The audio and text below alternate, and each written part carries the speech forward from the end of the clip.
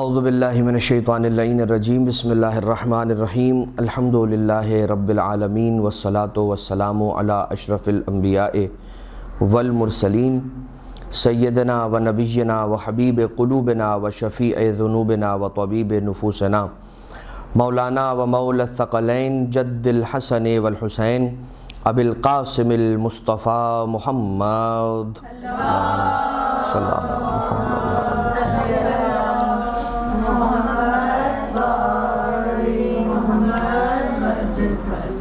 وآلہ الطیبین الطاہرین المعصومین المظلومین المنتجبین المنتخبین المیامین الذین اذہب اللہ عنہم الرجس وطہرہم تطہیرا اللہم صلی علی محمد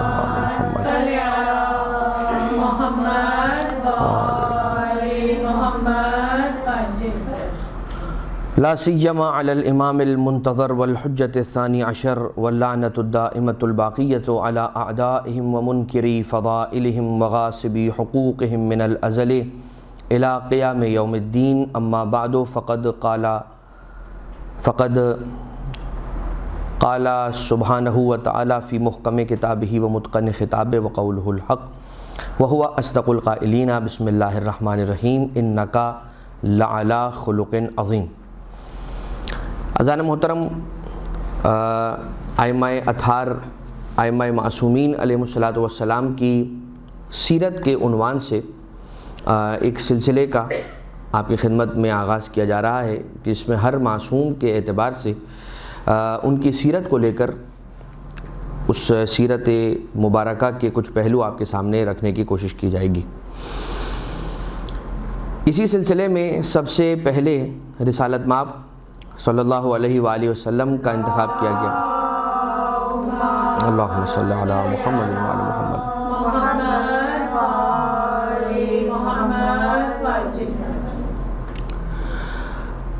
رسول کے جو اوصاف حمیدہ ہیں اور اخلاق عظیمہ ہیں، ان کے بارے میں گفتگو کرنے سے پہلے ایک بات میں بیان کرنا بہت مناسب تر سمجھتا ہوں، اور وہ یہ ہے کہ ہم یقیناً وہ ساری چیزیں جو روایتوں کے اندر اور حدیثوں کے اندر، حدیث کے اندر، کتابوں کے اندر ملتی ہیں اور جو روایت ہوئی ہیں وہ ڈسکس کریں گے، آپ کے خدمت میں عرض کریں گے، مگر ایک بات یہ ذہن نشین رہے کہ جو کچھ رسالت مآب صلی اللہ علیہ وآلہ وسلم نے انجام دیا اور جو کچھ فرمایا حدیثوں کی صورت میں، یہ ہمارے لیے نمونہ عمل کے طور پر ہے۔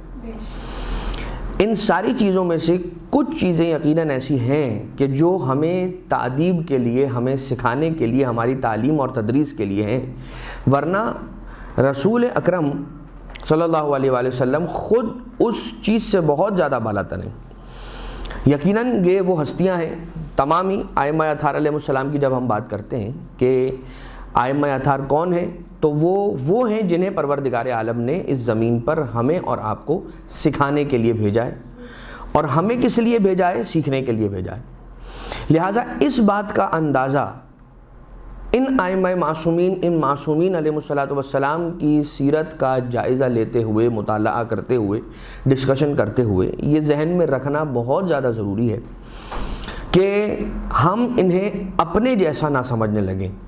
جب ہم یہ ڈسکس کریں گے سیرت کے کچھ واقعات ہیں، کچھ احادیث ہیں، رسول کے اوصاف حمیدہ ہیں، ان کو جب ڈسکس کیا جائے گا تو کہیں پر یہ ذہن میں تصور پیدا نہ ہونے پائے کہ ہم رسول کو عام انسانوں اور عام افراد سے کمپیئر کر رہے ہیں۔ اب اگر مثال کے طور پر آپ یہ دیکھیں کہ رسول ہیں کون؟ رسول وہ ہیں کہ کنت نبیًا والآدم بین الماء والطین، میں اس وقت بھی نبی تھا جب آدم پیدا ہو چکے تھے،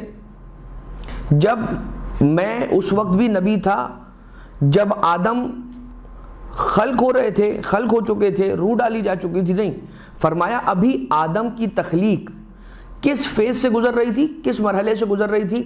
بین الماء والطین، خاک یعنی کہ آب اور گل کے درمیان، گیلی مٹی اور پانی کے درمیان ابھی حضرت آدم علیہ السلام کا خمیر گوندا جا رہا تھا، تب میں محمد مصطفیٰ پیدا ہو چکا تھا، خلق ہو چکا تھا، موجود تھا. نہیں نہیں نہیں، میں اس وقت بھی نبی تھا جب آدم ابھی خلق بھی نہیں ہوئے تھے. تو یہ وہ ہستیاں ہیں کہ جو اس وقت سے ہیں کہ جب وقت بھی نہیں تھا. یہ وہ ہستیاں ہیں جو اس دہر سے ہیں، اس لہجے سے ہیں کہ جب ابھی لہجے کی بھی خلقت نہیں ہوئی تھی. اب اگر آپ یہ دیکھتے چلے جائیں کہ حجر کیا ہے؟ کیا ہے؟ جمادات، نباتات، حیوانات اور انسان. انسان دیکھتا ہے، ہم دیکھتے ہیں، کیا دیکھتے ہیں؟ پتھر. جمادات کسے کہتے ہیں؟ پتھروں کو کہا جاتا ہے. نباتات کسے کہا جاتا ہے؟ پودوں کو، پھلوں کو، پھولوں کو، یہ نمو کرنے والے. پھر آتا ہے انسان، حیوان کی کیٹیگری کیا آتی ہے، اس کے بعد پھر انسان کی کیٹیگری آتی ہے. جو چیز حجر کو یا جمادات کو نباتات کی فہرست کے اندر شامل کر دیتی ہے، وہ فصل کیا ہے؟ وہ چیز کیا ہے؟ وہ امتیاز کیا ہے؟ ڈیولپمنٹ، نمو. وہ نمو، وہ ڈیولپمنٹ کہ جو جمادات میں نہیں ہے اور نباتات میں ہے، یہی نمو ہے اور یہی ڈیولپمنٹ ہے کہ جو اسے نباتات بنا رہا ہے جمادات سے ہٹا کے. اگر ایک صفت جمادات کے اندر ایڈ ہو جائے نا، ڈیولپمنٹ، تو پھر وہ جمادات نہیں رہتی، وہ پھر کیا بن جاتی ہے؟ نباتات. کیوں؟ اس لیے کہ جو جمادات ہیں، پتھر، پہاڑ، 1000 سال رکھے رہیے، 1000 سال تک ایسے کہ ایسا ہی پڑا رہے گا، اس میں کوئی اضافہ نہیں ہوگا، اس میں کوئی انکریمنٹ نہیں ہوگا. لیکن اگر آپ ایک پودا، ایک بیج جو ہے وہ زمین کے اندر گاڑ دیجئے اور اس کو پانی دے دیجئے اور جو اس کے سازگار ماحول ہے اس کے اندر اس کو رکھ دیجئے، تو وہ پھر آہستہ آہستہ آہستہ آہستہ ڈیولپ ہونا شروع ہو جاتا ہے. تو اس کے اندر نمو پیدا ہو جاتی ہے، یعنی وہ پودا بڑھنے لگتا ہے، ڈیولپ ہونے لگتا ہے، اس میں انکریمنٹ ہو جاتی ہے، اس پر پتے لگتے ہیں، پھول لگتے ہیں، پھر پھل لگتے ہیں. اس کے اندر کیا ہے؟ نمو تو ہے، لیکن یہ جو نمو اور یہ جو ڈیولپمنٹ اور یہ جو موومنٹ اور انکریمنٹ ہے، یہ اس کی اپنی مرضی سے نہیں ہے. یہی وجہ ہے کہ اگر آپ نے دیکھا ہوگا ایک منی پلانٹ کر کے ایک پودا ہے، اس کو اگر ہم ڈوری سے باندھ دیتے ہیں تو جس سمت میں ہم نے ڈوری کو باندھا ہوتا ہے، یہ پودا اسی سمت میں چلنا لگتا ہے. یعنی اس کی ڈیولپمنٹ کی سمت اور ڈائریکشن ہم نے معین کی ہے. بات واضح؟ اب آپ اگر اس کے اندر متحرک تو ہے، کیونکہ اس کے اندر نمو ہے، ڈیولپمنٹ ہے. جب ڈیولپمنٹ ہے اٹ مینس کہ اس کے اندر حرکت ہوگی، متحرک ہے. یہ پتھر متحرک نہیں ہے، جمادات ہو گیا. نباتات متحرک ہیں مگر نمو کے ساتھ ہیں، اپنی مرضی کے ساتھ نہیں ہے، ارادہ نہیں ہے. تو اب اگر آپ یہ حرکت ارادے کے ساتھ، یعنی کہ ارادے کی ایک فصل کا اضافہ کر دیں تو کیا ہوگا؟ وہ حیوانات کی صنف میں چلا جائے گا. اب تک آپ نے کیا دیکھا کہ وہ جو پودے ہیں، پودے موو کر رہے ہیں مگر اپنے ارادے سے نہیں کر رہے. حیوانات وہ ہیں کہ جو نمو کرتے ہیں، موو کرتے ہیں مگر اپنے ارادے سے موو کرتے ہیں. ایک چیز اور ایڈ کر لیجئے تو انسان بن جائے گا، اور وہ چیز کیا ہے؟ عقل. احسن، تم عقل ہے. عقل اگر آپ نے ایڈ کر لی ان ساری چیزوں کے اندر تو یہ آپ نے کیا دیکھا؟ ہر چھوٹی فصل، ہر چھوٹی نو، جب اس کے ساتھ ایک فصل کا اضافہ ہوتا ہے، یہ منطق کے اندر پڑھایا جاتا ہے کہ جب ایک نو کے اندر ایک امتیاز اس کے اندر اگر ایڈ ہو جاتا ہے تو وہ پھر ایک دوسری صنف کے اندر داخل ہو جاتی ہے. جمادات ہیں، جب آپ نے اس کے اندر تحرک پیدا کر دیا اور تحرک ایڈ کر دیا تو وہ نباتات میں چلے گئے. نباتات کے اندر حرکت ہے مگر اس میں ارادہ نہیں ہے، ارادہ ایڈ کر دیا تو حیوانات کی فہرست میں آ گئے. اور جب متحرکن بالارادہ، یعنی تحرک ارادے کے ساتھ ہونے کے بعد آپ نے ایک چیز اور ایڈ کر دی، یعنی کہ عقل، تو پھر یہ انسانوں کے اندر آ گئے. نفس کہہ لیجئے، عقل کہہ لیجئے، روح کہہ لیجئے، وغیرہ وغیرہ اور بہت ساری چیزیں. اب آپ یہاں پر غور کیجئے گا کہ رسول، اب ہم آ گئے براہ راست رسالت مآب صلی اللہ علیہ وآلہ وسلم پر. یہ میں نے مقدمہ آپ کی خدمت میں عرض کیا تھا تاکہ میں وہ بات آپ کی خدمت میں پیش کر سکوں جو میں چاہ رہا تھا، اور وہ یہ ہے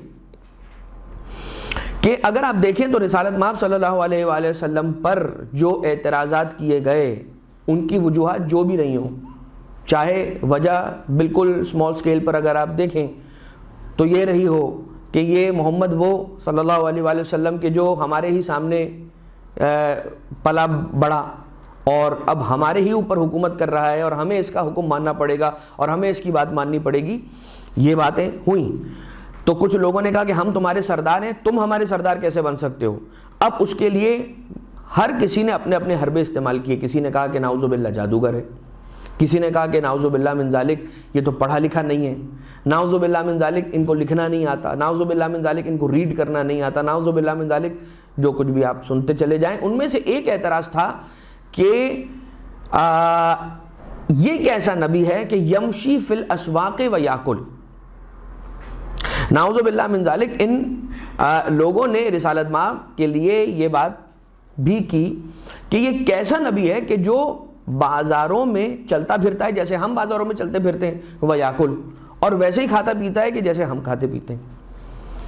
تو اب یہاں پر آ کر رکیں گے اور ایک اعتراض کو ایڈریس کریں گے، یہ عرض کرتے ہوئے کہ اگر کوئی یہ کہتا ہے کہ یہ بھی محمد نبی انسان، ہم بھی انسان، یہ بھی کھاتا ہے ہم بھی کھاتے ہیں، یہ بھی چلتا ہے ہم بھی چلتے ہیں، یہ بھی بازاروں میں آتا ہے ہم بھی بازاروں میں آتے ہیں، یہ بھی سوار ہوتا ہے ہم بھی سوار ہوتے ہیں، تو پھر فرق کیا ہوا؟ نعوذ باللہ من ذالک. ان کا اعتراض ہے کہ جسے میں آپ کے سامنے پروجیکٹ کر رہا ہوں، میں آپ کے سامنے اسے رکھ رہا ہوں. بالکل اسی طرح سے کہ جس طرح سے ان لوگوں نے اس اپنے اعتراض کو سپورٹ کرنے کے لیے قرآن کریم کی ایک آیت لا کے رکھ دی اور کہنے لگے کہ قرآن کریم کی سورہ کہف کی آیت آخری آیت کے اندر ہے کہ بسم اللہ الرحمن الرحیم قل انما انا بشر مثلکم، کہہ دیجئے اے حبیب کہ میں تمہاری طرح ہی کا بشر ہوں. لیکن انہوں نے پوری آیت نہیں پڑھی. پوری آیت، اس آیت کا آخری حصہ، اگلا حصہ کیا ہے؟ انما انا بشر مثلکم، میں تمہاری طرح کا نظر آنے والا بشر ہوں. فرق کیا ہے؟ یوحا الیہ، میری طرف وحی ہوتی ہے، تمہاری طرف وحی ہوتی ہے کیا؟ ٹھیک. تو وہ افراد کے جو رسول کو خود جیسا کہہ رہے تھے، اپنے جیسا، اپنے آپ جیسا، اور اپنے آپ سے خود سے کمپیئر کر رہے تھے، ان لوگوں کا کہنا یہ تھا کہ یہ کھانا کھاتا ہے ہم بھی کھانا کھاتے ہیں، یہ بازاروں میں آتا ہے ہم بھی بازاروں میں آتے ہیں، یہ سوار ہوتا ہے ہم بھی سوار ہوتے ہیں، یہ پیدل چلتا ہے ہم بھی پیدل چلتے ہیں، تو یہ محمد بھی ہم جیسا اور ہم محمد جیسے، نعوذ باللہ من ذالک. حالانکہ ایسا تو نہیں ہے. تو پھر اس کے جواب میں کیا بات لے کر آئیں گے؟ وہی سلسلہ جو ہم نے جمادات، نباتات، حیوانات، انسان کا آپ کی خدمت میں عرض کیا. مجھے ایک بات بتائیے، پھل، سیب ہم کھاتے ہیں؟ بالکل کھاتے ہیں. اگر ہم اپنے قربانی کے جانور کے لیے وہ پھل لے جائیں، سیب اس کے سامنے رکھیں گے، وہ کھا لے گا نہیں کھا لے گا؟ اگر وہ کھا لے گا تو کیا ہم یہ کہہ سکتے ہیں کہ ہم حیوان جیسے اور حیوان ہم جیسا؟ ہم نہیں کہہ سکتے. جب ہم یہ نہیں کہہ سکتے، حالانکہ وہی پھل، وہی سیب کہ جو ہم کھا رہے ہیں وہی حیوان بھی کھا رہا ہے.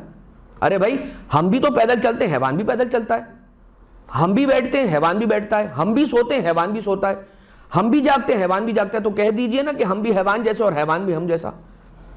نہیں کہا جا سکتا، اس لیے کہ کچھ امتیازات ایسے ہیں کہ جو اس میں نہیں ہیں، ہم میں ہیں، جس کی وجہ سے پروردگار عالم نے ہمیں حیوانات پر افضلیت عطا کر رکھی ہے. بالکل اسی طرح سے محمد مصطفیٰ صلی اللہ علیہ وآلہ وسلم میں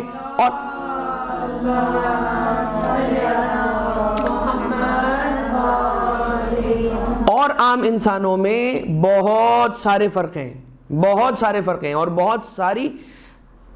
بہت سارے خصائص ہیں کہ جو رسالت مآب صلی اللہ علیہ وآلہ وسلم میں اور ہم میں نہیں ہیں، اور انہی سے مخصوص ہیں. بہت ساری تو ایسی فضیلتیں ہیں کہ جو حضور گرامی قدر صلی اللہ علیہ وآلہ وسلم سے مخصوص ہیں، اور بہت ساری فضیلتیں ایسی ہیں کہ جو ان میں ہیں، معصومین میں ہیں، اور ہم عام افراد میں نہیں ہیں. ان میں سے ایک بات جو میں نے بالکل ابھی آپ کی خدمت میں عرض کر دی کہ انما انا بشر مثلکم یوحا الیہ، کہہ دیجئے کہ انما انا بشر مثلکم، میں تمہاری طرح کا بشر اس طرح کا ہوں کہ مجھ پر وحی ہوتی ہے. یوحا الیہ، ہم پر اور آپ پر وحی اس طرح سے نہیں ہوتی کہ جس طرح سے رسالت مآب صلی اللہ علیہ وآلہ وسلم پر ہوتی ہے. اب آ جائیے رسول کی سیرت کی طرف چلیں کہ بیان کرنے والوں نے اس انداز سے بیان کیا کہ رسول اکرم جس چوپائے پر سوار ہو جاتے تھے وہ کبھی بوڑھا نہیں ہوتا تھا.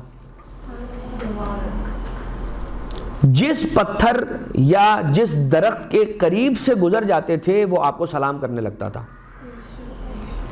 اب ذرا جو یہ کہتے ہیں نا کہ سلام کرنا، زیارت پڑھنا، زیارت کیا ہے؟ سلام کرنا ہی تو ہے۔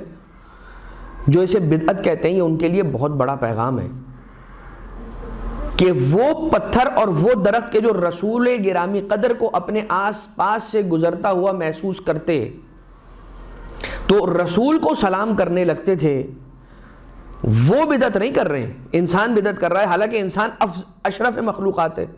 تو پھر یہ سمجھنا اور کہنا پڑے گا کہ وہ شے کہ جو ایک پتھر ہو کر جانتا ہے اور سمجھتا ہے، وہ انسان اشرف ہو کے بھی اگر نہ سمجھے تو وہ پتھر سے بھی بدتر ہے، وہ جمادات سے بھی بدتر ہے۔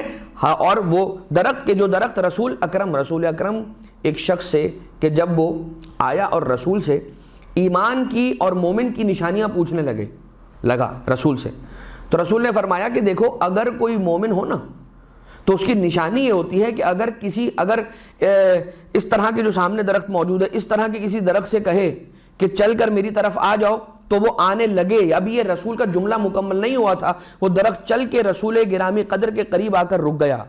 رسول نے فرمایا میں نے تجھے حکم نہیں دیا تھا، اسے مثال دی تھی۔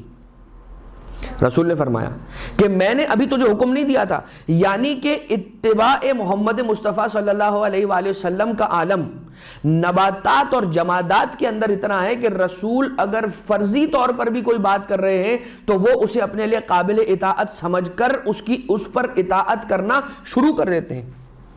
اور ہم کیا کرتے ہیں؟ حکم آ گیا، 1400 سال ہو گئے اور حکم آ گیا، یا مثال کے طور پہ ہمارے بالغ ہونے کے بعد، ہمارے بلوغ کے بعد آج تک بہت ساری ایسی چیزیں ہیں کہ جو ہم جس پر عمل پیرا نہیں ہوتے ہیں۔ رسول اکرم کا تو حکم آ چکا ہے، رسول کی صدا فضا کے اندر گونج چکی ہے اور اس کی آوازیں آفاق کے اندر اور فضاؤں کے اندر آج بھی محفوظ ہیں۔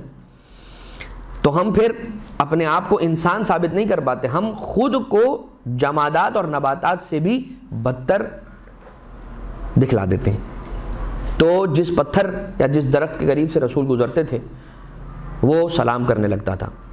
مرجھائے ہوئے پودے، رسول اکرم کا اگر لمس مبارک ان سے مس ہو جایا کرتا تھا تو وہ جان آور ہو جاتے تھے، ان میں جان پیدا ہو جاتی تھی اور وہ سرسبز و شاداب ہو جاتے تھے۔ اگر کوئی پرندہ گزرتا تھا آپ کے وجود اقدس کے آس پاس سے تو وہ آپ کے سر مطہر کے اوپر سے نہیں جاتا تھا، دائیں بائیں کسی اور سمت سے گزر جاتا تھا، مگر کبھی بھی آپ کے سر اقدس کے اوپر سے نہیں گزرتا تھا۔ مکھی اور مچھر اور اس جیسی بہت ساری، جس کو ہم فلائز کہہ لیں یا چھوٹے چھوٹے اڑنے والے حشرات کہہ لیں، یہ رسول اکرم کے جسم مبارک پر آ کر نہیں بیٹھتی تھیں۔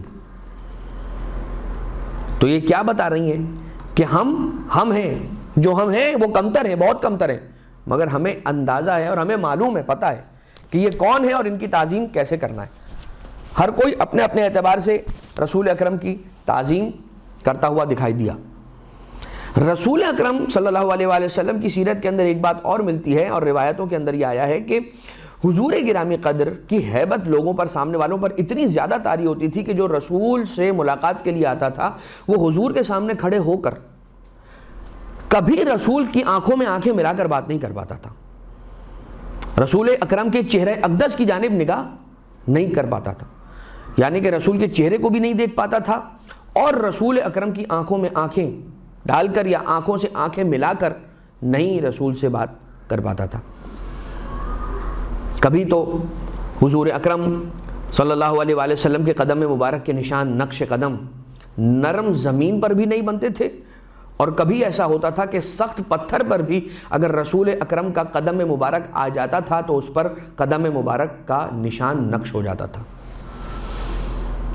ابن عباس رضی اللہ تعالیٰ عنہ یہ کہتا ہوا نظر آتا ہے کہ جب آپ سے کوئی سوال ہوتا تھا تو رسول جواب کو بار بار تکرار فرماتے تھے۔ چند ایک روایتوں میں آیا ہے کہ 3 مرتبہ اس جواب کو ضرور رسول تکرار فرماتے تھے۔ کیوں؟ تاکہ جو میں جواب دے رہا ہوں وہ سامنے والے نے ہو سکتا ہے پہلی بار نہ سنا ہو، دوسری بار میں سن لے، دوسری بار نہ سنا ہو، تیسری بار میں سن لے۔ بار بار حضور گرامی قدر تکرار فرماتے تھے یہاں تک کہ سامنے والے کو کلیئر ہو جائے کہ حضور نے یہ جواب ارشاد فرمایا ہے۔ اب ذرا سا میں یہاں پر رک کر، چونکہ مبلغات ہیں اور جہاں تک آواز جا رہی ہے ان میں بہت سارے مبلغین ہوں گے بشمول بندہ حقیر کے، بہت سی بار ایسا ہوتا ہے کہ سوال کیا جاتا ہے اور اس سوال کا جواب ہم سے طلب کیا جاتا ہے۔ ایک ہی طرح کا سوال اگر بار بار کیا جانے لگے تو انسان کو کوفت ہونے لگتی ہے، اکتاہٹ ہونے لگتی ہے، اور انسان ایک ایسا لہجہ اور لمحہ آتا ہے کہ وہ فیڈ اپ ہو کر کہتا ہے کہ ان چھوٹے چھوٹے سوالوں کے جوابات دینے کے لیے میں نہیں ہوں۔ یہ ہم اپنی آپ بیتی آپ کے ساتھ شیئر کر رہے ہیں کہ وہ افراد کے جو آتے تو اس فیلڈ کے اندر یہ سوچ کر ہیں کہ ہمیں دین کی، اسلام کی، اہل بیت کی اور شریعت کی خدمت انجام دینی ہے، لیکن آنے کے بعد یہ کرتے ہیں، ایک عرصہ جب گزر جاتا ہے یا جب مصروفیات بڑھ جاتی ہیں یا جب انسان تھکاوٹ کا شکار ہونے لگتا ہے، تو کمال اس وقت ہے کہ اگر انسان اپنے آپ کو کنٹرول کر کے اس مشکل سچویشن سے بچاتے ہوئے اپنے آپ کو خواہشات نفس اور شہوت رانیوں سے بچاتے ہوئے آگے نکل جائے۔ یہ بہت سی مرتبہ ہوتا ہے کہ بہت سمپل سوال کرنے والے کسی شخص کو ہم یہ کہہ کر جھاڑتے ہوئے نظر آتے ہیں کہ بھائی اتنا آسان سوال، اس کے لیے مجھے روکا، نعوذ باللہ من ذالک۔ تو وہ جو کہتے ہیں نا کہ ڈاؤن ٹو ارتھ رہنا چاہیے اور منکسر المزاج رہنا چاہیے، رسول گرامی قدر سے سیکھیں۔ اچھا، اب تو جب جناب سیدہ سلام اللہ علیہا کی سیرت کی باری آئے گی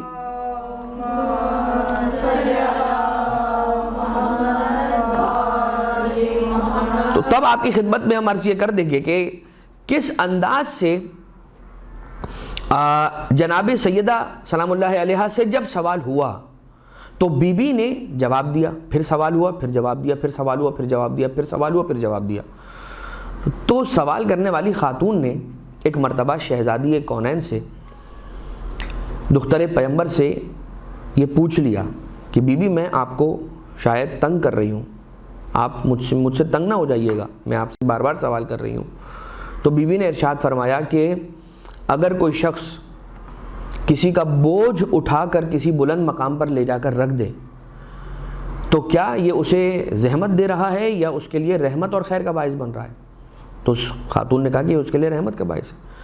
کہا کہ یہ جو میں تجھے جواب دے رہی ہوں یہ بالکل اسی طرح سے ہے کہ میرا اجر تیری وجہ سے بارگاہ الہی میں پہنچ رہا ہے، اور یہ جو میرا مقام بارگاہ الہی میں بڑھ رہا ہے وہ تیرے سوالات کرنے کی وجہ سے بڑھ رہا ہے۔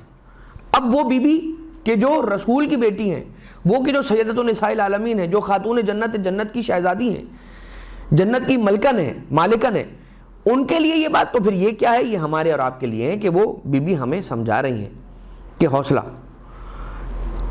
اچھا، اب جب یہ بات آ گئی ہے نا تو ایک جملہ اور سن لیجئے، بسم اللہ الرحمن الرحیم، والعصر ان الانسان لفی خسر، خسر خسارے میں، ساری کی ساری انسانیت خسارے میں، الا الذین آمنوا۔ اب اللہ نے ایک ایک کر کے ایکسیپشنز اور استثناء کرنا شروع کیا، باہر نکالنا شروع کیا۔ الا الذین آمنوا، نمبر 1 ایمان لے آئے، وعملوا الصالحات، اور نیک اعمال کرنے لگے، صالح اعمال انجام دینے لگے، وتواصوا بالحق، اور حق کی وصیت کرنے لگے، یعنی حق کا پرچار کرنے لگے۔ تو سب سے پہلا درجہ کس کا ہے؟ ایمان کا۔ اس کے بعد عمل صالح کا کہ خود اس ایمان یا اس علم پر عمل کرو کہ جس کو تم نے حاصل کیا ہے، اور جب یہ دو کام ہو جائیں تو پھر مرحلہ اور سٹیج آتا ہے کہ انسان تواصع بالحق کرے، یعنی حق کی وصیت اور حق کا پرچار لوگوں کے درمیان کرنے لگے۔ تو جب حق کا پرچار کرنے لگے گا تو پھر کیا بات آئے گی؟ وتواصوا بالصبر، تو پھر صبر کبھی انسان کرے گا۔ صبر کرے گا کیا مطلب؟ صبر کی تلقین کرے گا، صبر کی تلقین کرنے سے پہلے خود بھی صبر کرے گا۔ گویا یہ کہ جب بہت انسان کو سوال پوچھ کر تنگ کیا جائے گا، جیسے کہ ہم سمجھتے ہیں، ورنہ یہ بات مطمئن رہیے کہ جو سوال آپ کے پاس آتا ہے، چھوٹے سے چھوٹا سوال ہی کیوں نہ ہو آپ کے لیے، مگر یہ سامنے والا جو سوال کرنے والا شخص ہے اس کے لیے یہ بہت بڑی چیز ہے اگر آپ نے اس کا جواب اچھے سے اس کو دے دیا۔ کیوں؟ کیونکہ آپ اس علم کے لیول کو کراس کر کے آگے بڑھ چکے ہیں، وہ ابھی اس لیول سے، اس مرحلے سے گزر رہا ہے۔ تو اب رسول گرامی قدر کیا کرتے ہیں؟ جب سوال کیا جاتا ہے تو جواب کو بار بار تکرار کرتے ہیں، ریپیٹ کرتے ہیں۔ یہ رسول کی سیرت میں سے ایک بات۔ ابن عباس رضی اللہ تعالیٰ عنہ مزید یہ ارشاد فرماتے ہیں، ابن عباس کون ہیں؟ جنہیں حبر الامہ کہا گیا ہے، امت کی سیاہی، انک آف دا نیشن. بہت ساری حدیثیں روایت کی ہیں ابن عباس نے سرکار امیر کائنات علیہ السلام سے بھی اور رسالت مآب سے بھی. حضور نے فرمایا کہ میں اللہ کی جانب سے ادب سکھایا ہوا ہوں اور علی ابن ابی طالب علیہ الصلوۃ والسلام میری جانب سے ادب سکھائے ہوئے. یعنی مجھے اللہ نے ادب سکھایا اور مجھ محمد مصطفیٰ نے علی کو ادب سکھایا. لہٰذا اللہ نے مجھے نیکی کا حکم اور سخاوت کرنے کا حکم دیا ہے اور بخل کرنے سے اور ظلم اور جفا کرنے سے مجھے روکا ہے. لہٰذا بد خلقی سے انسان کو اپنے آپ کو بچانا چاہیے، اس لیے کہ بد خلقی سے، برے اخلاق سے اور کوئی بھی شے بدتر نہیں ہے، اور کوئی کیریکٹر، کوئی صفت، کوئی کیریکٹرسٹک بلکہ بد اخلاقی سے بری نہیں ہے. اخلاق، یہ جو ہمارا اخلاق ہے اس کا اتنا بڑا رول ہے سامنے والوں پر امپیکٹ ڈالنے کے لیے کہ جس کو ہم اور آپ اندازہ نہیں کر سکتے. یہ بات یاد رکھیے گا، دنیا میں صرف اور صرف حق نہیں ہے بلکہ باطل بھی موجود ہے، اسی دنیا کے اندر ہے اور حق کے ساتھ ساتھ چلتا ہے اور حق کو دیکھ دیکھ کے کام کرتا ہے. جو افراد باطل پر ہوتے ہیں، اپنے باطل عقائد پر ہوتے ہیں، اپنے باطل اصولوں پر ہوتے ہیں، اپنے باطل نظریات پر ہوتے ہیں، اپنے باطل افکار پر ہوتے ہیں، لیکن آپ ضرور دیکھیے، ان میں نوٹ کیجئے کہ ان کے اخلاق کتنے زبردست ہوتے ہیں.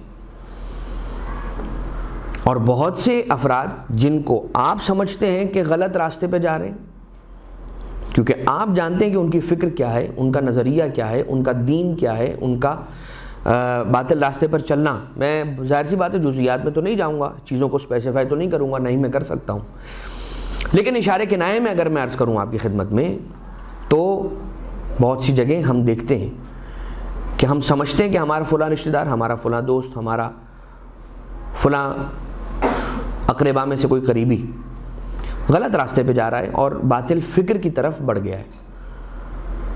جب ہم اسے روکنے کی کوشش کرتے ہیں تو وہ ہمیں ایک ہی جواب دیتا ہوا نظر آتا ہے کہ آپ نے ان کا اخلاق دیکھا ہے؟ جس طرح کا اخلاق ان کے پاس ہے کیا اس طرح کا اخلاق آپ نے رکھا ہے کبھی؟ تو اب مجھے یہی بتائیے کہ میں آپ کی طرف مائل ہوں گا یا ان کی طرف مائل ہوں گا.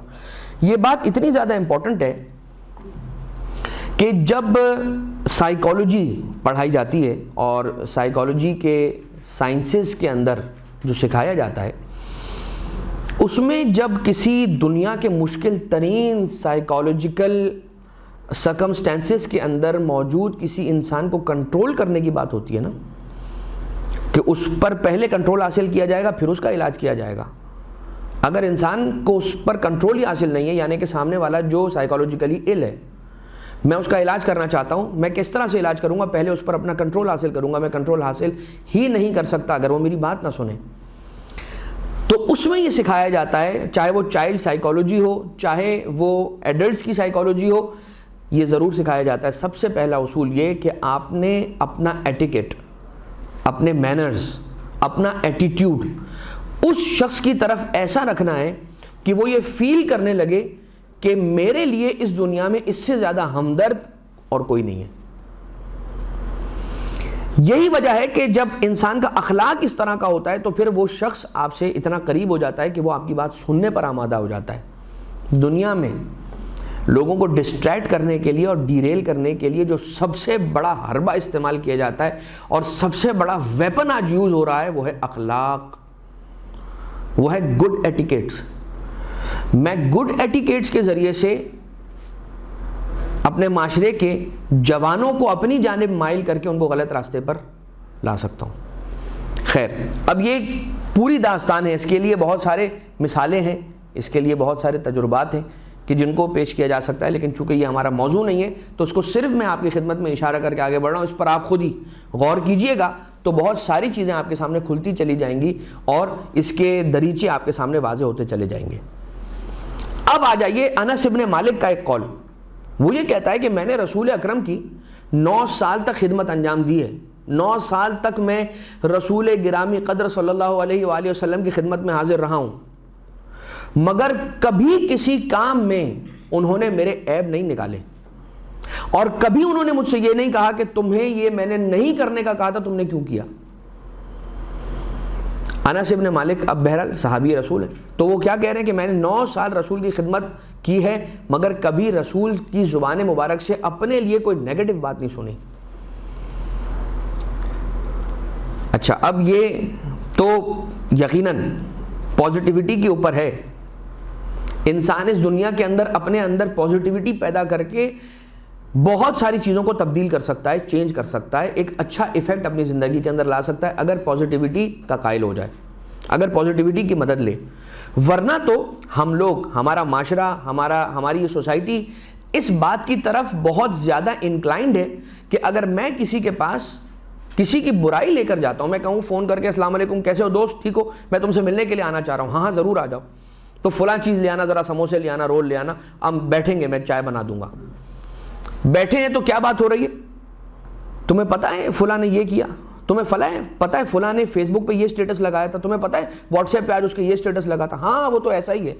جب کسی کے بارے میں نیگیٹو بات میں کرنا شروع کرتا ہوں، سامنے والا فوراً اٹھاتا ہے اور کہتا ہے کہ ہاں تم نے تو آدھی بات کہی، پوری بات میں تمہیں بتاتا ہوں، دیکھو وہ تو ایسا ہے، اور اس نے یہ بھی کیا تھا اور یہ بھی کیا تھا اور یہ بھی کیا تھا، اور ایک امیجنیشن کی، ایک ایسی نیگیٹو امیجنیشن کی دنیا قائم کر دیتے ہیں کہ 2 افراد بیٹھ کر ایک شخص کی کردار کشی اور نسل کشی ایسے آسانی سے کر دیتے ہیں کہ پھر ختم ہو جاتا ہے معاملہ۔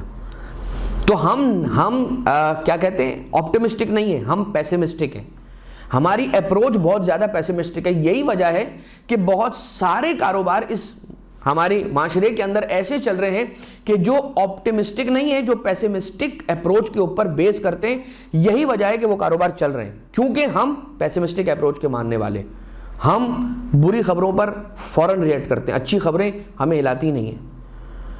کسی کی اچھی بات اگر آ جاتی ہے تو ہم کہتے ہیں نہیں، مجھے تو بہت بعید لگتا ہے، بہت مشکل لگتا ہے کہ یہ کام اس نے کیا ہو، مجھے تو یقین ہی نہیں ہو رہا کہ اس نے یہ بات کہی ہے، جب اچھی بات کسی کے بارے میں کرتے ہیں۔ مولا کائنات حضرت امیر کائنات حلال مشکلات، ایک درود بھیجیں سارے مل کر محمد و آل محمد علیہ الصلاۃ والسلام، اللہم صلی علی محمد و آل محمد۔ مولا ارشاد فرماتے ہیں کہ لوگوں کے بارے میں حسن ظن سے کام لو، لوگ تمہارے بارے میں حسن ظن سے کام لیں گے۔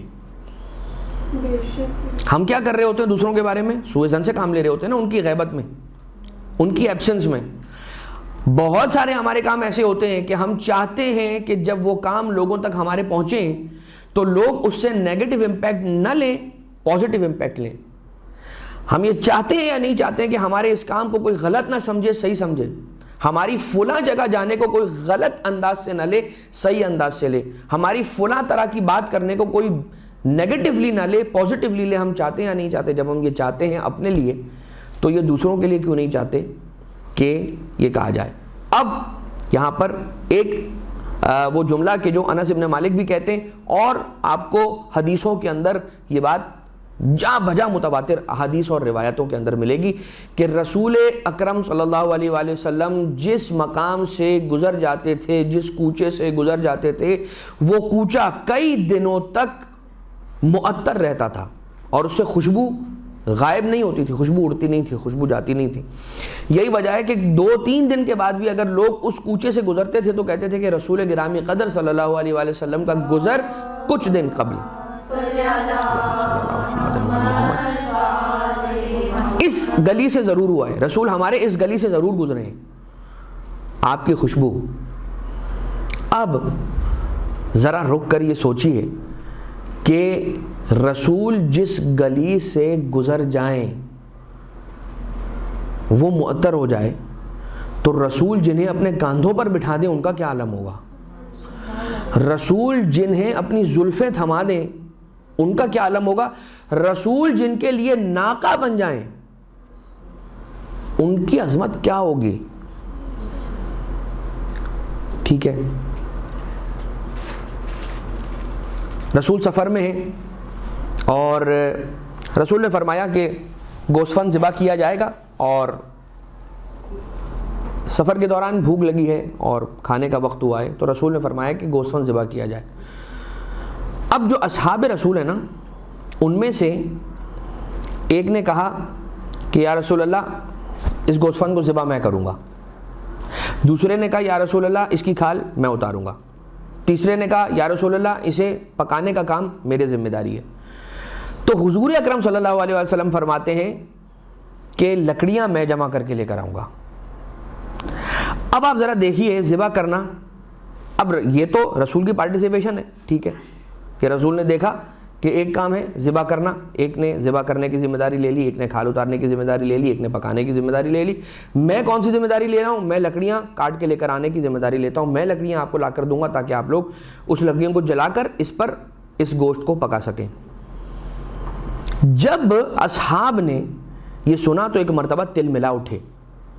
رسول ابھی ہم زندہ ہیں، ہم ہیں آپ کی خدمت کے لیے، آپ تشریف رکھیں، آپ کہیں نہ جائیں، آپ رکیں، ہم جائیں گے اور ہم جا کر لکڑیاں کاٹ کر لے کر آئیں گے. رسول نے فرمایا نہیں، میں جانتا ہوں کہ تم ہو اور تم خدمت کرو گے، مجھے بھی یہ بھی معلوم ہے، مگر میں پسند نہیں کرتا کہ کوئی ایسا کام کروں کہ جس سے یہ محسوس ہو کہ خود کو تم پر ترجیح دے رہا ہوں یا خود کو تم سے برتر سمجھ رہا ہوں، اس لیے کہ مجھ میں تم میں کیا امتیاز ہے. یہ اور بات ہے کہ رسول اکرم کی انکساری ہے، ورنہ امتیازات رسول تو کتنے ہیں. رسول کے علم کا مقابلہ نہیں ہے، رسول کے وجود اقدس کا مقابلہ نہیں ہے، رسول کے خون کا مقابلہ نہیں ہے، رسول کی روح کا مقابلہ نہیں ہے، رسول کی بال کا مقابلہ نہیں ہے، رسول کی بال کے ایک ٹپ کا مقابلہ نہیں ہے. لیکن رسول فرما رہے ہیں کہ میں کوئی ایسا کام نہیں کرنا چاہتا. کتنی انکساری اور کتنا تواضع. اور یہ سارے کام ہیں، 4 کام ہیں، ذبح کرنا، کھال اتارنا، پکانا اور لکڑیاں لے کر آنا. مجھے بتائیے ان 4 کاموں میں سے سب سے زیادہ مشقت آمیز کام کون سا ہے؟ وہ کام رسالت میں آپ کہہ رہے ہیں کہ یہ کام میں کروں گا. اور جیسے ہمارے یہاں پر کام کی ڈسٹریبیوشن ہونا شروع ہوتی ہے، ہر کوئی اس بات پہ لڑ رہا ہوتا ہے کہ یہ چھوٹا والا کام میں میرے حصے میں آ جائے، یہ چھوٹا والا آسان والا کام. حالانکہ بہرحال ہمارے دعوے کچھ اور ہیں اور ہم جب مقام عمل میں آتے ہیں تو پھر ہمارا انداز کچھ اور ہے. وہ اور دور تھا کہ جو ایسی مروت کا دور تھا اور ایسے خلوص اور رواداری کا دور تھا کہ جس دور کے اندر اس بات پر جھگڑا ہوتا تھا کہ نہیں یہ ایک مشکل کام ہے، یہ مجھے دو. اب ہم کیا آپ کی خدمت میں مثال دیں، حج پر جب آپ جائیں تو ایک زمانہ تھا، آج سے 10-11 سال پہلے کی بات ہے، کہ جب حج پر قافلے جایا کرتے تھے تو وہ جو حج ہوتا تھا اس دور کے اندر 12 سال اور پیچھے چلے جائیے، 10-11 سال پیچھے اگر آپ چلے جائیں تو یہ تو تھا ہی تھا تب تک تو، اور بلکہ اگر 13 سال 14 سال پیچھے چلے جائیے تو اور زیادہ. اتنا مشکل ہوتا تھا حج کے کاموں کو انجام دینا اور مینجمنٹ کرنا اور چیزوں کو جمع کرنا، خریداری کرنا. منا اور مشاعر، یعنی مشاعر منا مزدلفہ عرفہ منا مزدلفہ، یہاں پر جو وقوف ہیں 3 دن تک آپ اپنے ہوٹل میں نہیں ہوتے ہیں، میدانوں میں رہتے ہیں، آپ صحرا کے اندر رہتے ہیں تو خیمے کے اندر ہوتے ہیں، وہاں پر ٹھنڈک کا انتظام نہیں ہوتا، کھانے پینے کا انتظام نہیں ہوتا، وہ سارے کے سارے انتظام کر کے آپ نے کارٹنز بنا کے لے کر جانے ہوتے ہیں. تو اس کے لیے اتنی زیادہ کوشش اور تیاری ہوتی تھی.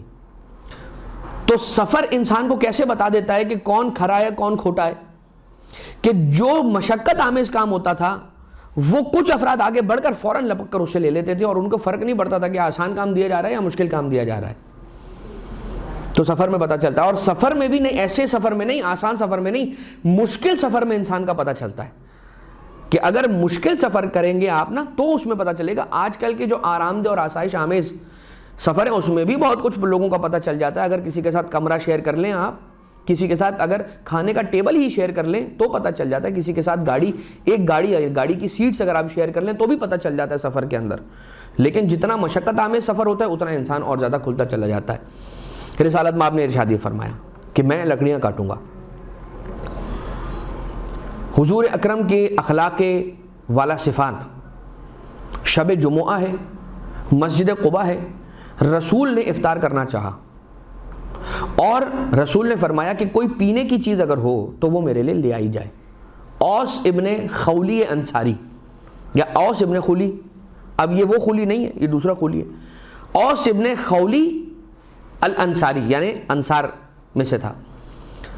وہ رسول کے لیے ایک ایسا دودھ کا پیالہ ارینج کرتا ہے اور لے آتا ہے کہ جس میں شہد مکس ہوا تھا.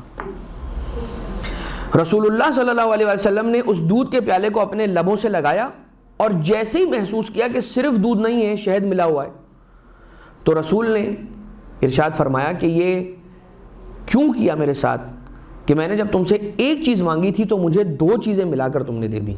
وہ کہنے لگے رسول ہم نے چاہا کہ آپ کی کمزوری اور ناتوانی لاغری کو دور کیا جائے تاکہ ہم نے اس میں شہد ملا دیا۔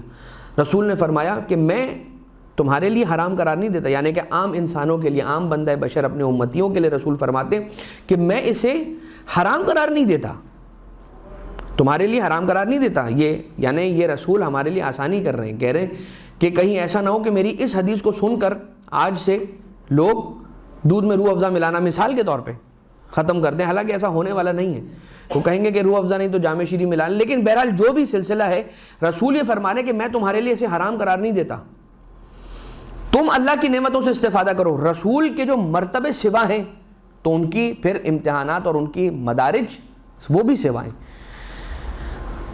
اس کے بعد رسول نے یہ ارشاد فرمایا، اب ایک قانون دیا کہ جو شخص خرچ کرنے میں اپنی اکانومی کے اندر، اپنے فائنینشل امور اور افیئرز کے اندر، معیشت کے اندر میانہ روی اختیار کرتا ہے، نہ بہت زیادہ خرچ کرتا ہے اور نہ بخل سے کام لیتا ہے، نہ بخل کرتا ہے یعنی نہ بخیل ہے نہ اسراف کرنے والا ہے، درمیانہ میانہ خرچ جسے کہتے ہیں، میانہ روح اگر کوئی ہو تو پروردگار عالم اسے خوب روزی عنایت فرماتا ہے، اور اگر کوئی شخص اسراف کرتا ہے تو پھر پروردگار عالم کی جانب سے وہ محرومی کا سامنا کرتا ہے۔ 2 چیزیں، اگر میانہ روی کے ساتھ، قناعت پسندی کے ساتھ، جس کو ہم ماڈریٹ جس کو کہتے ہیں، ماڈریٹ لیونگ اگر انسان رکھتا ہے تو پھر پروردگار عالم کی جانب سے اس کے اوپر روزی کی بارش ہوتی ہے۔ اب دیکھیے کیا کمال ہے، جب اپنے آپ پہ خرچ کرنے کی بات آتی ہے تو کہا جاتا ہے کہ میانہ روی کے ساتھ خرچ کرو، اور جب اللہ کے بندوں پہ خرچ کرنے کی بات آتی ہے، صدقہ دینے کی بات آتی ہے، تو روایتیں ایسی ہیں کہ جن کا مفہوم میں آپ کی خدمت میں پیش کر رہا ہوں کہ صدقہ جب دو تو اتنا دو اتنا دو اتنا دو ایسا لگنے لگے کہ اسراف کر رہے ہو، نعوذ باللہ من ذالک۔ حالانکہ صدقے میں اسراف نہیں ہوتا، صدقے میں اسراف نہیں ہے، لیکن یہ کہا جا رہا ہے اتنا زیادہ خرچ کرو کہ یہ ذہن میں بات آنے لگے کہ اتنا زیادہ خرچ کر رہے ہو، یعنی کہ اس حد تک بھی خرچ کرو۔ اسی لیے کہا کہ اس کا ایک بہت اچھا جملہ میں کہیں پر پڑھا تھا، اور وہ جملہ یہ تھا کہ حلال کے راستوں سے خوب کماؤ اور اللہ کے راستے پہ خوب لٹاؤ۔ اگر تم نے پروردگار عالم کی بارگاہ میں لٹانا بند نہ کیا تو وہ تم پر عطا کے سلسلے کو کبھی نہیں روکے گا، کبھی بند نہیں کرے گا۔ تو یہ ایک سیرت رسول کا پہلو۔ چھٹے امام صادق آل محمد امام جعفر صادق علیہ الصلوۃ والسلام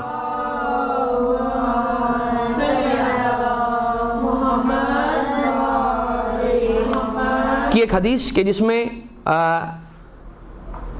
مولا امام علیہ الصلوۃ والسلام ارشاد فرماتے ہیں کہ رسول اول بعثت، یعنی کہ جب اعلان بعثت ہوا، جب رسول کی اعلان نبوت، رسول تو یوں تو کنت نبیا والآدم بین الماء والطین، نبوت محمد مصطفیٰ کا آغاز تو بہت پہلے سے، لیکن جب اعلان ہوا اور جب رسول کو تبلیغ رسالت کا حکم بعثت کی صورت کے اندر آ گیا، مبعوث برسالت ہوئے،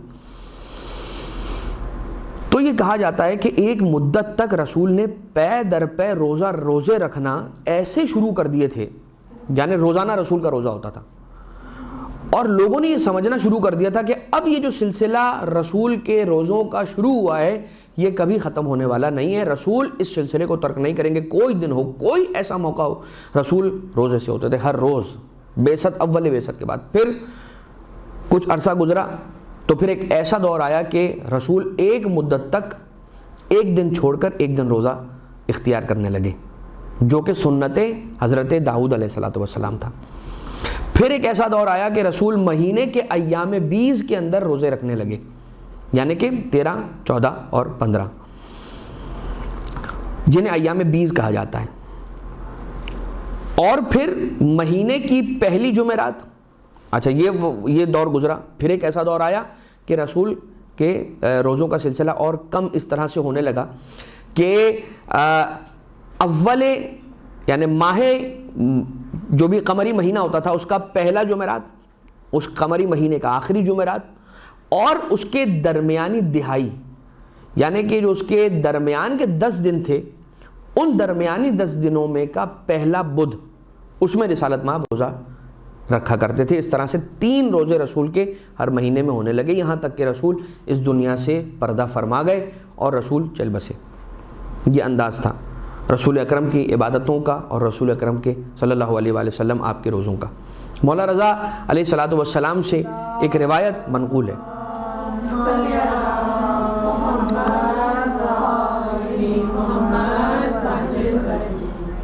یقیناً روزے کی خستگی اپنی جگہ پر ہوتی ہے، لیکن درود کی آواز کے اندر فرق نہیں آنا چاہیے۔ ایک بلند آواز سے درود بھیجیں محمد علیہ وسلم۔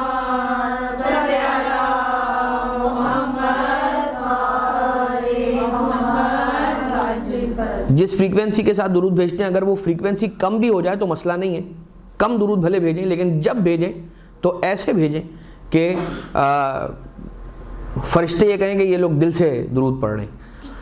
امام رضا علیہ السلام سرکار سے یہ منقول ہے کہ ایک فرشتہ رسول اکرم کی خدمت میں حاضر ہوا اور آنے کے بعد یہ کہتا ہے کہ آپ کے پروردگار آپ کا یہ کہتا ہے کہ اگر آپ چاہیں تو مکہ کا سارا صحرا آپ کے لیے تمام کا تمام سونے کا ہو جائے،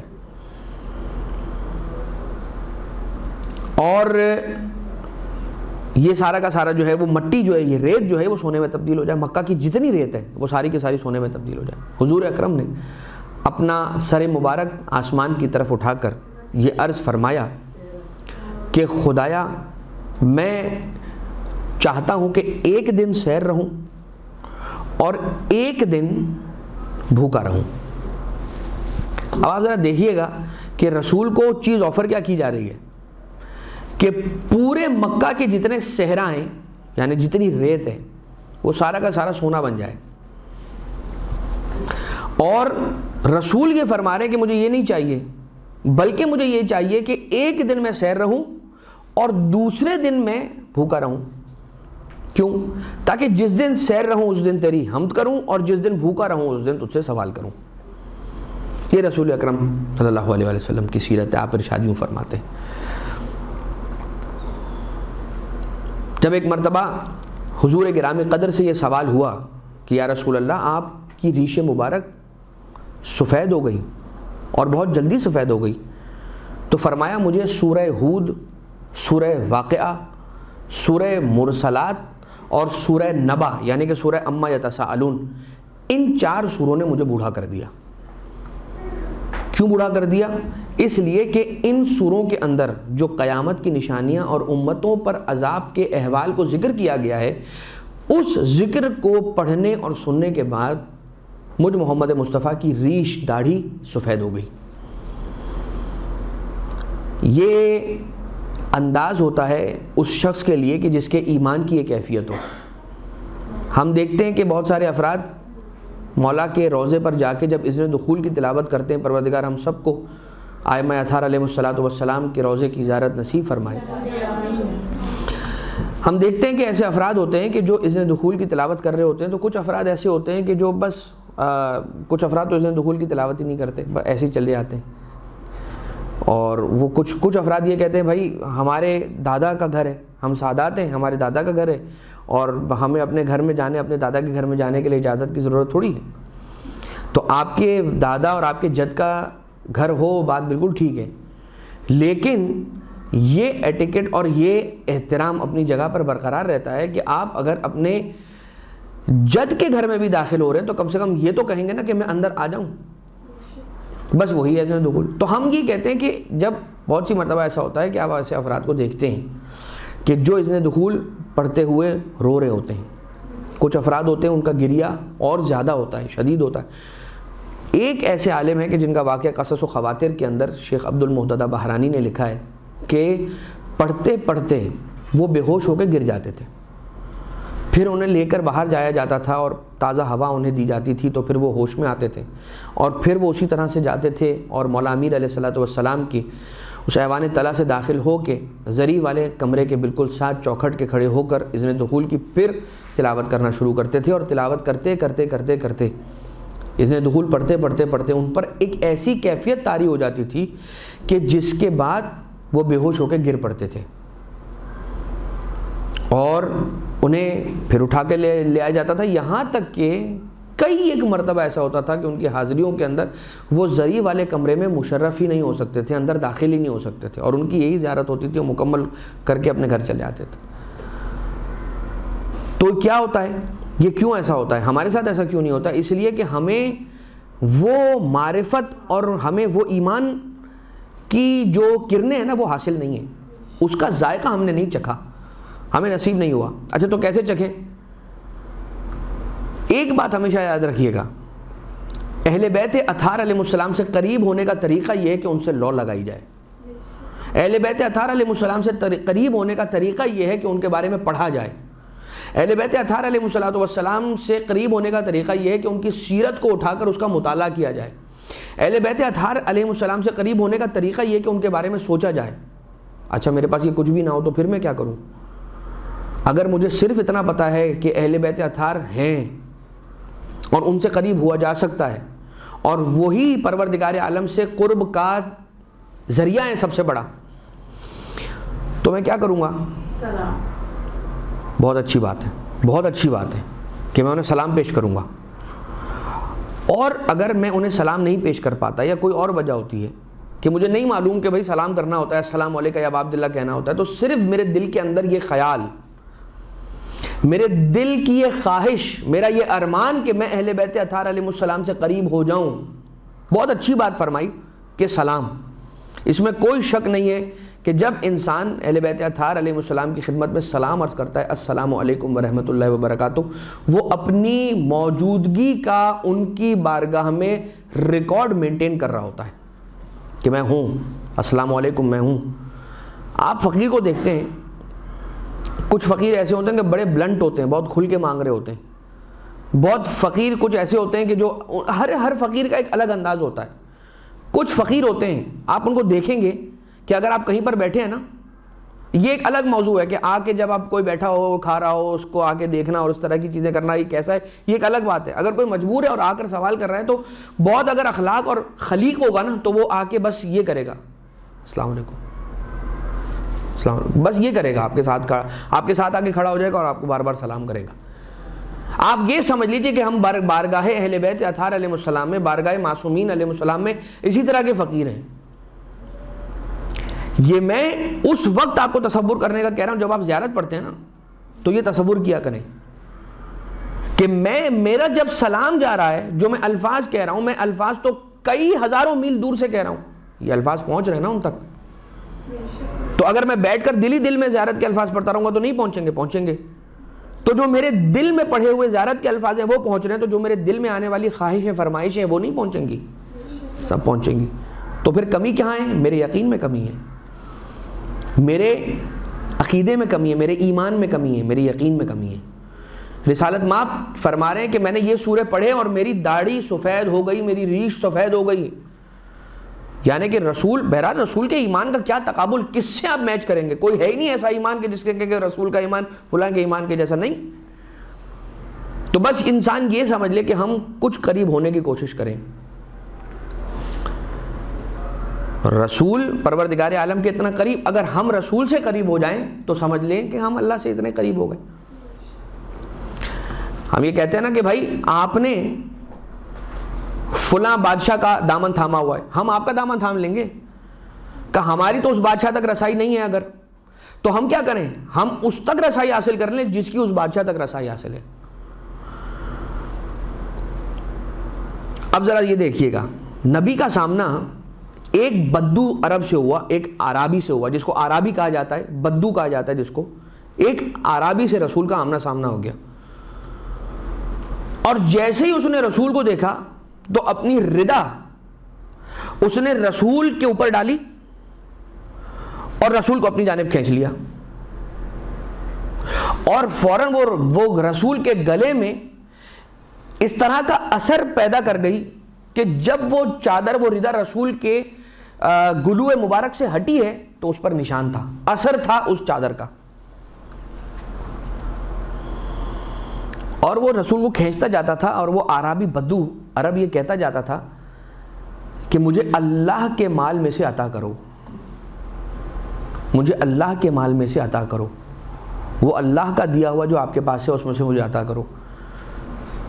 رسول نے کیا جواب دیا؟ رسول اس کی جانب دیکھتے ہیں اور مسکراتے ہیں. ضحکا رسول ہنسیں، بلکہ ضحکا تبسمہ کی تعبیر نہیں ہے، ضحکا لکھا ہوا ہے اس کتاب سے جو میں آپ کی خدمت میں عرض کر رہا ہوں. اور پھر رسول نے اپنے ایک صحابی کو حکم دیا کہ اسے جو یہ چاہتا ہے وہ عطا کر دیا جائے. کس انداز سے رسول نے اس پر مہربانی فرمائی اور محبت فرمائی. سمجھ لیا رسول نے وہ کس اسٹیٹ آف مائنڈ کے اندر ہے، نادان ہے، اس کے نادانی کو درگزر فرمایا. رسول ایک بدو عرب کی نادانی کو درگزر فرماتے ہیں. ہم ایک رسول کے امتی کی نادانی کو درگزر نہیں فرماتے ہیں. ہم اگر ہمارے ساتھ کسی نے کچھ کیا تو ہم اس وقت کا انتظار کرنا شروع کر دیتے ہیں. اس دن سے کاؤنٹ ڈاؤن شروع ہو جاتا ہے کہ اب جس دن مجھے موقع ملے گا تم دیکھ لینا، میں تم کو بتاؤں گا میں کون ہوں. یہ آپ اپنے دامن سے باندھ لیجئے. کوئی آپ کو شاید اس دنیا میں آج کے دور میں ایسا نہیں ملے گا جو واقعی میں اگر کہے گا کہ میں نے تجھے معاف کر دیا تو وہ آپ کو معاف کر دے. سب سے کم ترین اتنا ہوگا کہ جان بوجھ کے آپ کو اذیت پہنچا دے گا جب اسے موقع ملے گا، اس چیز کے بدلے میں جو آپ نے غلطی سے ہو گیا تھا آپ سے، اس کے بدلے میں آپ کو جان بوجھ کے اذیت پہنچا دے گا اور اس کے بعد کرے گا اوہ معذرت مجھے تو پتہ ہی نہیں تھا. اور بس پھر آپ سوچتے رہیں کہ یہ اس کو کیسے پتہ نہیں تھا. لیکن ایسا ہوتا ہے. یہ میں اسی معاشرے کی بات کر رہا ہوں، ہم اسی معاشرے کے فرد ہیں اور ہم اسی معاشرے میں اٹھتے بیٹھتے ہیں، صبح شام کرتے ہیں، تو اندازہ تو ہے کہ ہمارے معاشرے میں ہوتا کیا ہے اور ہو کیا رہا ہے. ہم نے نہیں چھوڑنا ہوتا کسی کو، ہم نے نہیں درگزر کرنا ہوتا. چاہے علی کا ماننے والا ہو، ہم کہیں گے نہیں اس نے ایسا کیا ہے، بات ختم ہو گئی، اب دیکھنا تم، میں حساب تو برابر کر کے ہی رہوں گا.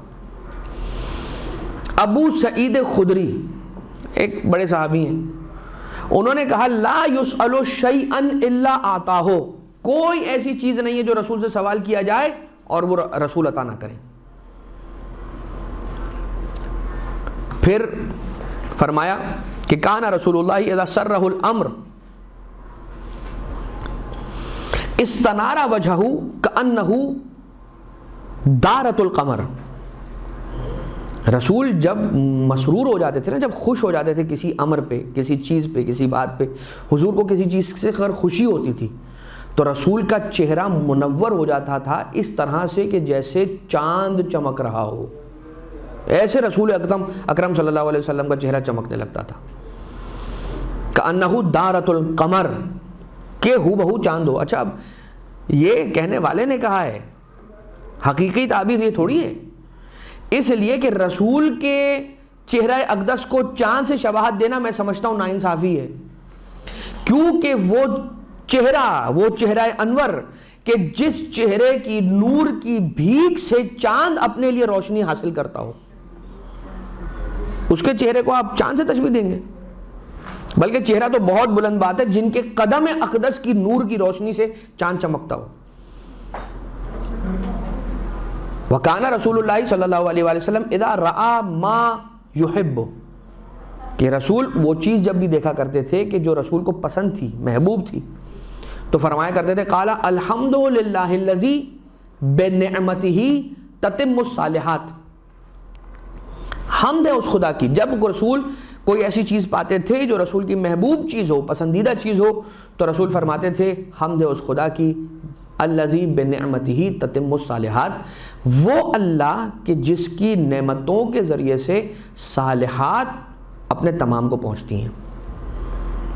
یعنی اس کی نعمت ہی وہ ہے کہ جو صالح چیزوں کو درجہ اتمام تک پہنچاتی ہے.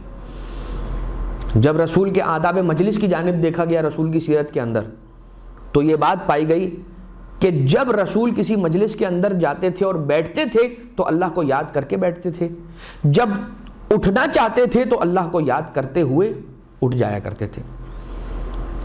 اپنے لیے کسی مجلس میں، کسی محفل میں ایک مخصوص جگہ معین نہیں فرماتے تھے، بلکہ رسول جب جس مجلس کے اندر داخل ہوتے تھے، جو خالی جگہ پاتے تھے، آخر میں، مجلس کے بالکل آخر میں، صدر مجلس میں نہیں، مجلس کے بالکل آخر میں جو خالی جگہ پاتے تھے وہاں آ کر رسول تشریف فرما ہو جاتے تھے.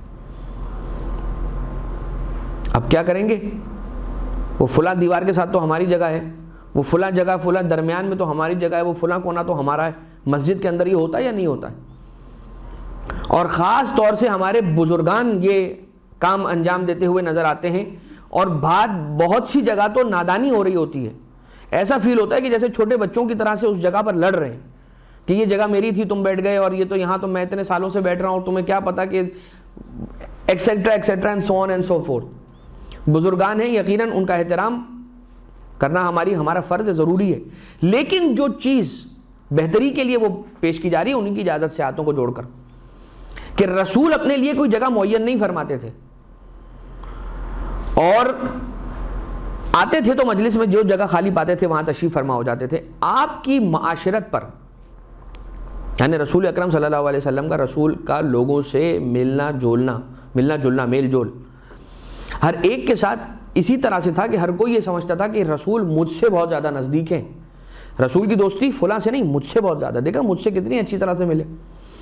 کچھ ایسے افراد ہوتے ہیں اس معاشرے کے اندر ہمارے کہ جو ہر ایک سے اتنے ملنساری کے ساتھ ملاقات کرتے ہیں، اتنا اچھے سے ملتے ہیں کہ ایسا لگتا ہے کہ جیسے وہ انہیں پہلی ملاقات میں بھی ایسا لگتا ہے کہ سالوں سے جانتے تھے، اور بار بار ملتے ہیں تو ایسا لگتا ہے کہ یہ مجھ سے سب سے زیادہ میرے سب سے بیسٹ فرینڈ ہیں، ایسا لگتا ہے۔ اہل مجلس کے ساتھ آپ کا برتاؤ ایسا ہوتا تھا کہ کسی کو اذیت نہیں دیتے تھے، اور جب رسول مجلس میں آتے تھے تو ہر ایک سے ملتے تھے، ایسا نہیں ہوتا تھا کہ فلاں گروپ والا ہے میں اس سے نہیں ملوں گا، یہ فلاں تنظیم والا ہے میں اس سے نہیں ملوں گا، یہ فلاں پارٹی والا ہے میں اس سے نہیں ملوں گا، یہ فلاں عقیدے والا ہے میں اس سے نہیں ملوں گا، ملتے رسول سب سے تھے۔ اب آ جائیے ابن ہشام، اب یہ سیرت ابن ہشام کے اندر روایت موجود ہے کہ رسول کے زمانے میں لشکر اسلام نے جبل طے کی طرف، جبل طی جہاں سے حاتم طائی تھے، جبل طے کی طرف روانہ ہوئے اور اس علاقے کو فتح کیا۔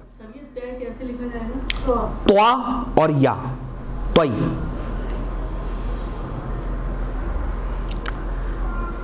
جب جبل طے کے علاقے کو مسلمانوں نے فتح کیا تو وہاں پہ جو لوگ تھے جو اسیر بنائے گئے ان کو قیدی بنا کے لایا گیا، ان میں حاتم طائی کی بیٹی بھی تھی، اور حاتم طائی کی بیٹی نے جب رسول کو دیکھا تو رسول سے سلام ادب عرض کر کے کہا کہ یا رسول اللہ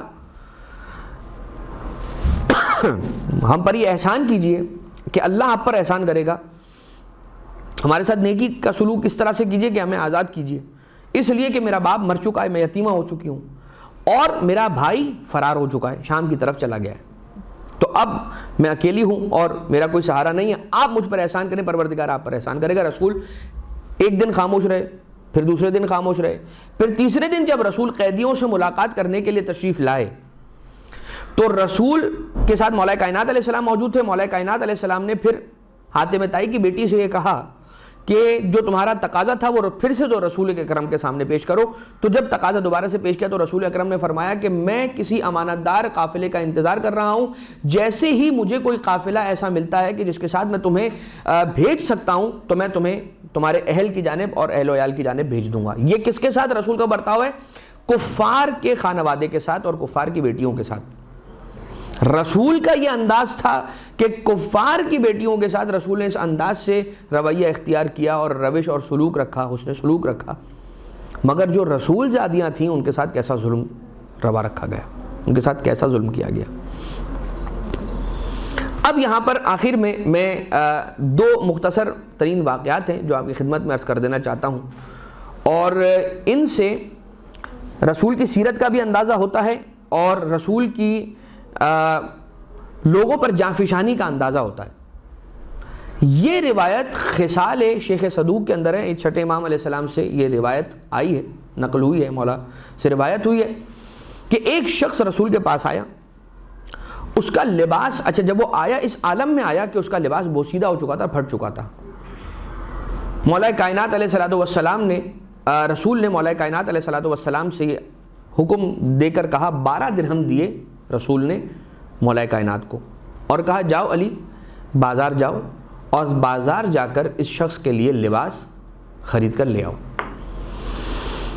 مولا تشریف لے گئے، 12 درہم دیے، اور 12 درہم دینے کے بعد جو لباس مولا کائنات علیہ السلام کو دیا گیا وہ لباس لے کر مولا تشریف لے آئے۔ رسول اللہ نے فرمایا یہ تو بہت مہنگا لباس ہے اور اس نے اس قیمت میں یہ صحیح لباس نہیں دیا ہے، جو اس نے لباس کی قیمت لی ہے وہ لباس اس نے صحیح نہیں دیا ہے۔ اب رسول تشریف لے جاتے ہیں, روانہ ہوتے ہیں, وہ لباس بھی لیا, اور بلکہ نہیں, پہلے یوں کیا کہ رسول اکرم نے مولا کائنات علیہ السلام کو بھیجا, اور مولا کائنات علیہ السلام وہ لباس لے کر اور وہ رقم لے کر وہ لباس لے کر گئے اس دکان والے کے پاس, اور اس دکان والے سے کہا کہ تم نے یہ لباس جو ہے سستا لباس مہنگی قیمت میں دیا ہے. تو فوراً سے رسول اکرم کا نام جب سنا تو اس نے مولا کائنات علیہ السلام کو وہ رقم یعنی کہ 8 درہم واپس کر دیے. جب 8 درہم واپس کر دیے تو ایک مرتبہ رسالت مآب تشریف لے آئے, اس دکان والے کے پاس آئے, اور آنے کے بعد رسول نے کہا کہ مجھے یہ لباس نہیں, یہ لباس چاہیے. اس کی ایک تفصیل ہے, پورا ایک واقعہ ہے, اور رسول نے اس لباس کو انتخاب کیا کہ جو لباس اس شخص کے لیے ایسے سازگار تھا کہ جس علاقے کا وہ رہنے والا تھا, اس علاقے میں جو لباس پہنا جاتا ہے ویسا لباس اس کے لیے خریدا. رسول نے خود چل کر آئے اس دکان تک, اور ایک مرتبہ یوں ہوا. اب جیسے ہی رسول یہ لباس لے کر چلے اس کو دینے کے لیے, تو سامنے ایک فقیر بیٹھا ہوا تھا اور وہ رو رہا تھا. پوچھا کہ تم کیوں رو رہے ہو؟ کہا کہ مجھے لباس چاہیے. رسول نے وہ لباس اسے دے دیا, اور جیسے ہی وہ لباس اسے دے دیا تو پھر دوبارہ گئے, پھر وہ لباس خریدا, اور لباس لے کر جب آئے ہیں, اب کتنے رسول کے پاس درہم بچ گئے؟ 4, اور 4 8 درہم خرچ ہو چکے ہیں, 4 درہم رسول کے پاس بچ گئے. ایک 4 درہم کا لباس دے دیا, دوسرے 4 درہم کا لباس خرید کر اس بے لباس کو دے رہے ہیں جو سب سے پہلے آ گیا تھا, اور اب ایک 4 درہم رسول کے پاس بچے ہوئے ہیں. رسول نے ایک کنیز کو دیکھا کہ جو راستے میں بیٹھی سڑک پر رو رہی ہے, اور رسول نے پوچھا کہ تم کیوں رو رہی ہو, تمہارا کیا مسئلہ ہے؟ کہا کہ میں اس لیے رو رہی ہوں کہ میرے آقا نے مجھے 4 درہم دیے تھے کچھ سامان لانے کے لیے, سودا صرف خریدنے کے لیے. وہ 4 درہم مجھ سے ضائع ہو چکے ہیں, اور مجھے اب خوف ہے کہ میں جاؤں گی اور میرا تعاقب ہوگا. تو رسول کی خدمت, رسول کے پاس جو 4 درہم تھے, رسول نے وہ 4 درہم اس عورت کے حوالے, اس کنیز کے حوالے کر دیے. اب جب رسول اکرم وہ لباس دے کر واپس سے گزرے, اب یہ لباس اس پہلے شخص کو جو سوالی تھا اس کو دے دیا. اب جب رسول دوبارہ اس کوچے سے گزرے ہیں تو رسول نے دیکھا کہ وہ کنیز ابھی بھی وہیں پہ بیٹھی ہوئی ہے اور پھر رو رہی ہے. تو رسول نے جا کر پھر پوچھا کہ بھائی تمہارا جو مسئلہ تھا وہ تو حل ہو گیا, 4 درہم تمہیں دے دیے, اب تم جاؤ اپنے گھر, تم کیوں رو رہی ہو؟ کہا میں اس لیے رو رہی ہوں کہ مجھے خوف ہے کہ جب میں پلٹوں گی تو مجھ پر ہاتھ اٹھایا جائے گا, مجھے مارا جائے گا. اب یقیناً وہ آقا اور وہ جو بھی مالک ہوگا اس کنیز کا وہ ہاتھ اٹھاتا ہوگا. تو کہا کہ میں تمہارے ساتھ چلتا ہوں اور میں تمہارے آقا سے اور تمہارے مالک سے بات کروں گا کہ وہ تم پر ہاتھ نہ اٹھائے اور تمہیں ضرب نہ لگائے, تمہیں نہ مارے. جیسے ہی رسالت مآب صلی اللہ علیہ وآلہ وسلم چلے ہیں اس کنیز کے ساتھ, اور اس شخص کے گھر کی طرف اس کنیز نے رہنمائی کی ہے, اور اس دروازے پر پہنچے, رسول نے کہا السلام علیکم. رسول نے پہلی بار سلام کیا, اندر سے کوئی جواب نہیں آیا. پھر رسول نے دوبارہ سے سلام کیا اس دروازے پر کھڑے ہو کر, کوئی جواب نہیں آیا. جب رسول نے تیسری مرتبہ سلام کیا تو اندر سے جواب آیا وعلیک السلام یا رسول اللہ ورحمۃ اللہ وبرکاتہ. اور پھر دروازے کو کھولا گیا, اور وہ دروازہ کھول کے جو صاحب خانہ تھے اور جو مالک تھے, آقا تھے ان کے کنیز کے, وہ خوش ہو کر کہنے لگے یا رسول اللہ آپ تشریف لے آئے. کہا میں بس ایک ریکویسٹ کرنے کے لیے آیا ہوں کہ اس پر ہاتھ نہ اٹھانا, اسے نہ مارنا, اسے زد و کوب نہ کرنا, تعاقب نہ کرنا اس کا. کہنے لگے یا رسول اللہ میں نے اسے آپ کی محبت میں آزاد کیا, آپ خود چل کر آئے, میں نے اسے آزاد کر دیا. یہ سلسلہ ہو گیا. پوچھا کہ تمہیں جب میں نے سلام کیا تھا تو تم نے جواب کیوں نہیں دیا؟ کہا یا رسول اللہ جیسے ہی آپ کی آواز کو سنا ہم پہچان رہے تھے, ہم نے پہچان لیا تھا کہ یہ آپ ہی ہیں کہ جو ہمارے دروازے پر تشریف لے آئے ہیں. ہمیں خوشی اتنی زیادہ تھی کہ ہمیں آپ کی آواز سن کر ایسا محسوس ہو رہا تھا کہ جیسے جنت ہمارے دروازوں پر آ گئی ہو. ہم اسی لیے آپ کو جواب نہیں دے رہے تھے, ہم پسند کرتے تھے کہ آپ یہ بس کہتے رہیں, سلام بھیجتے رہیں. آپ کی سلامتی اگر ہمارے دروازے پر آ کر سلامتی کا پیغام آپ کی زبان سے ہو جائے تو پھر سلامتی کی بارش کیوں نہ ہوگی ہمارے گھر پر. تو میں یہی چاہتا تھا کہ آپ یہ کہتے رہیں سلام علیکم تم پر سلامتی ہو, سلام علیکم تم پر سلامتی ہو. اس لیے میں اس گستاخی کی معذرت چاہتا ہوں. رسول اکرم مسکرا کر وہاں سے واپس پلٹے, اور یہ کہتے ہوئے پلٹے کہ کیسے بابرکت 12 درہم تھے کہ جن 12 درہموں کے اندر 2 بے لباسوں کا لباس ارینج ہو گیا, اس کا انتظام ہوا, اور ایک کنیز یا غلام اسے آزادی نصیب ہوئی. یہ رسول اکرم صلی اللہ علیہ وسلم کے 12 درہموں کی برکت تھی کہ ان 12 درہم، صرف 12 درہموں کے اندر 2 بے لباسوں کو لباس مل گیا اور ایک کنیز کو آزادی ملی. مگر عزیزوں ذرا یہ سوچئے کہ اب یہ تو ایک عام دروازہ تھا نا کہ جس پر رسول سلام عرض کر رہے ہیں، اور وہ اندر جو شخص موجود ہے وہ کہہ رہا ہے کہ ہمیں بہت اچھا لگا کہ آپ سلام کر رہے ہیں، اور رسول وہاں پر اپنے ارادے سے اس لیے نہیں گئے تھے کہ اس دروازے کی کوئی اہمیت تھی یا اس گھر کی کوئی اہمیت تھی، نہیں، رسول اس کنیز کو ایک مشکل اور ایک مشقت سے آزادی دلوانے کے لیے گئے تھے، اور مجبوری میں رسول تشریف فرما ہو گئے تھے. وہاں پر جا کر اس دروازے کے سامنے کھڑے ہو کر رسول نے سلام عرض کیا. مگر عزیزو ذرا یہ بتائیے کہ رسول جب نماز پڑھنے کے لیے مسجد نبوی جاتے تھے تو مسجد نبوی جانے سے پہلے بھی ایسا کرتے تھے کہ ایک دروازے کے سامنے، ایک خاص دروازے کے سامنے رسول آ کے کھڑے ہو جاتے تھے اور یہ کہتے تھے السلام علیکم یا اہل بیت النبوہ و مادن الرسالہ و مختلف الملائکہ. تو اب ذرا سوچیں کہ اس دروازے کی اہمیت کیا ہوگی کہ رسول کی نماز کا آغاز اس دروازے پر کھڑے ہو کر سیدہ کونین کو سلام جب تک نہ کر لیتے تھے آغاز نہیں ہوتا تھا رسول کی نماز کا. تو ہماری جو نمازیں ہیں اس کا اختتام ہوتا ہے رسول پہ سلام کرنے کے ذریعے سے، اور رسول کی نماز کا آغاز ہوتا ہے سیدہ کو سلام کرنے کے بعد. بس عزیزان محترم میں بات کو یہاں پر روکوں گا، اس لیے کہ رسول اکرم صلی اللہ علیہ وآلہ وسلم کی سیرت پر بات کرنے کے لیے واقعات، روایات، احادیث اور اس کے اتنے پہلو ہیں کہ صرف اور صرف اگر رسول اکرم کے چہرہ اقدس پر بات کی جائے نا کہ رسول کا چہرہ ایسا تھا، تو اس کے شمائل بیان کرتے کرتے بہت وقت بیت جائے. اتنی حدیثیں ہیں کہ رسول کا چہرہ کس انداز سے تھا، رسول کی زلفیں کیسی تھیں، رسول کی زلفیں جو ہیں وہ کانوں کی لو کے نیچے تک آتی تھیں، اور کس انداز سے رسول کا وجود اقدس تھا، کس طرح سے رسول جب تشریف لے جاتے تھے، کسی مقام سے گزرتے تھے تو وہاں پر مردہ پودے کس طرح سے زندہ ہو جایا کرتے تھے، رسول جس درخت کے ساتھ ٹیک لگا کر بیٹھتے تھے، سہارا لے کر بیٹھتے تھے، رسول کے اس دنیا سے رحلت فرما جانے کے بعد، پردہ فرما جانے کے بعد اس درخت کے سوکھ جانے کا واقعہ کس انداز سے ہے کہ وہ درخت مردہ ہو گیا، مر گیا. اور جس اونٹنی پر رسالت مآب کسوہ جس کا نام ملتا ہے کہ رسول سواری فرمایا کرتے تھے، وہ بھی رسول کی رحلت کے بعد رسول کے غم میں کس انداز سے اس دنیا سے رخصت ہوئی. یہ ساری وہ باتیں ہیں کہ جو ہمیں اس بات کی طرف باور کرواتی ہیں کہ ان کی محبت وہ ہے کہ جسے پتھروں نے بھی رکھا ہے، ان کی محبت اور مودت وہ ہے کہ جسے اشجار نے بھی اسے اٹھایا ہے اور اپنے لیے شرف سمجھائے.